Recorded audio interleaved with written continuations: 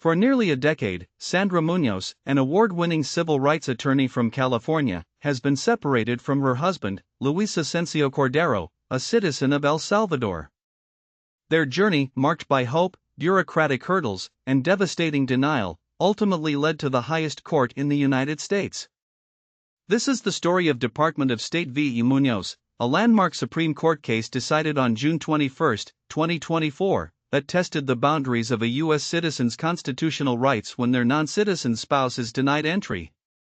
At its heart lies a fundamental question: does an American citizen have a constitutional liberty interest in their spouse being admitted to the country? The answer from the court would send shockwaves through immigration law and impact countless families. Sandra Muñoz and Luis Asencio-Cordero first met in 2008, a connection that blossomed into marriage by 2010.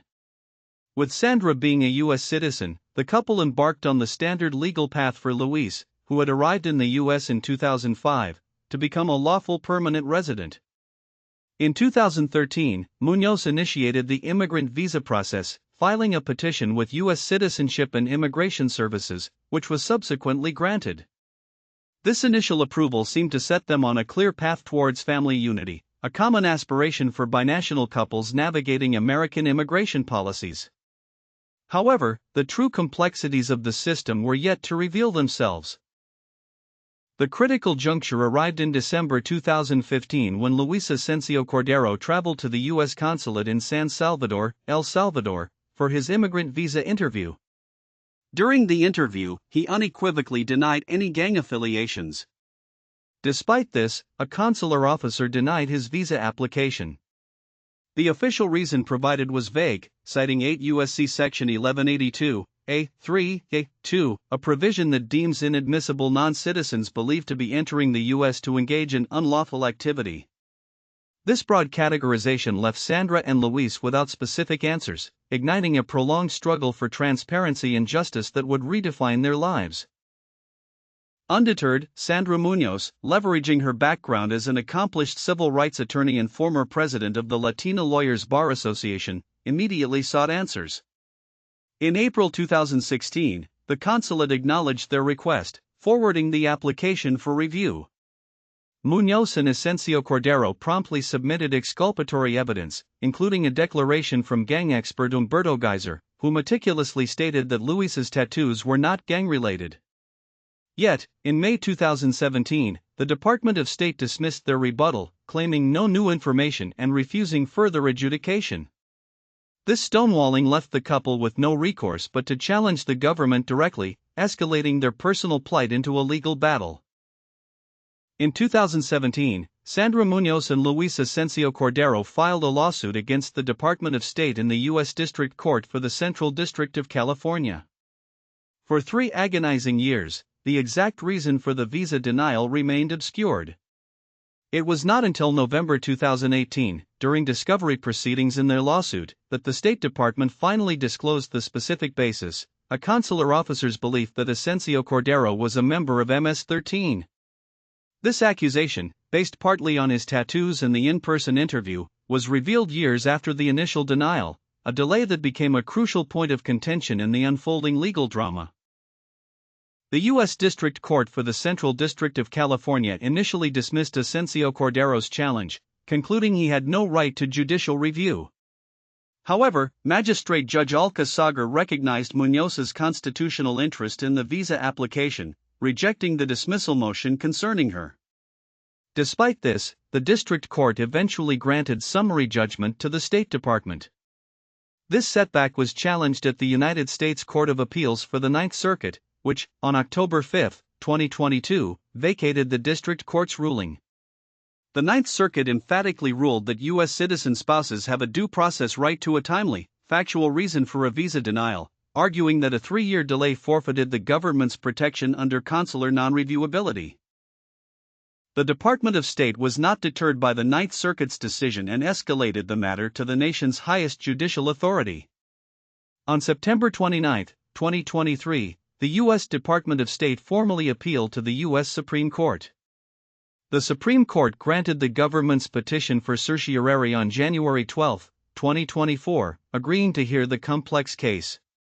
This pivotal decision meant the justices would confront three critical questions: whether a citizen has a protected interest in their non-citizen spouse's visa, whether merely citing the statute 8 U.S.C. section 1182, A3, A2, suffices as due process, and if not, whether a timely factual basis is required to maintain consular non-reviewability. On April 23, 2024, the Supreme Court of the United States heard oral arguments for Department of State v. Munoz. The central debate revolved around a fundamental constitutional principle: whether a U.S. citizen possesses an unenumerated liberty interest in their non-citizen spouse's ability to live in the United States. Lawyers for Sandra Muñoz, including Eric Lee of the Diamante Law Group and constitutional scholar Erwin Kamerinsky, argued that the government's actions impinged upon her Fifth Amendment due process rights. The State Department, conversely, invoked the long-standing doctrine of consular non-reviewability, asserting that such visa decisions are largely immune from judicial oversight, a clash that underscored the executive's vast authority in immigration matters. The Supreme Court delivered its momentous decision on June 21, 2024, reversing the Ninth Circuit in a 6-3 vote. Justice Amy Coney Barrett authored the majority opinion, joined by Chief Justice John Roberts and Justices Thomas, Alito, and Kavanaugh. The court firmly rejected Munoz's assertion of a fundamental liberty interest, holding that no such right for a U.S. citizen to have their non-citizen spouse admitted is deeply rooted in this nation's history and tradition, referencing Washington v. Glucksberg from 1997. Justice Barrett highlighted Congress's consistent regulation of spousal immigration, including admissibility bars, as evidence against this asserted right, expressing concerns about the unsettling implications for procedural due process in third-party proceedings. The court's decision saw nuanced differences even among those who agreed on the outcome. Justice Neil Gorsuch concurred in the judgment, advocating for reversal without delving into Munoz's liberty interests, arguing the court should have focused on the compelling evidence of Luis Asencio-Cordero's alleged gang affiliation. Meanwhile, Justice Sonia Sotomayor penned a potent dissenting opinion, joined by Justices Elena Kagan and Ketanji Brown Jackson. While Sotomayor agreed the government should win, finding the MS-13 affiliation a facially legitimate and bona fide reason under Kleindienst v. Mandel, 1972, she sharply criticized the majority for its narrow construction of the fundamental right to marry, recognized in cases like Obergefell v. Hodges, 2015, arguing that the visa denial burdened Munoz's marital right and entitled her to procedural due process. The Supreme Court's ruling in Department of State v. Munoz significantly reinforces the doctrine of consular non-reviewability, sharply limiting judicial oversight of visa denials. Critics argue this decision weakens protections for family unity and due process for U.S. citizens married to foreign nationals, potentially leading to more indefinite separations. It also bolsters the executive branch's authority in immigration and foreign policy, aligning with the two presidencies' thesis by granting unchecked power to the executive in these domains.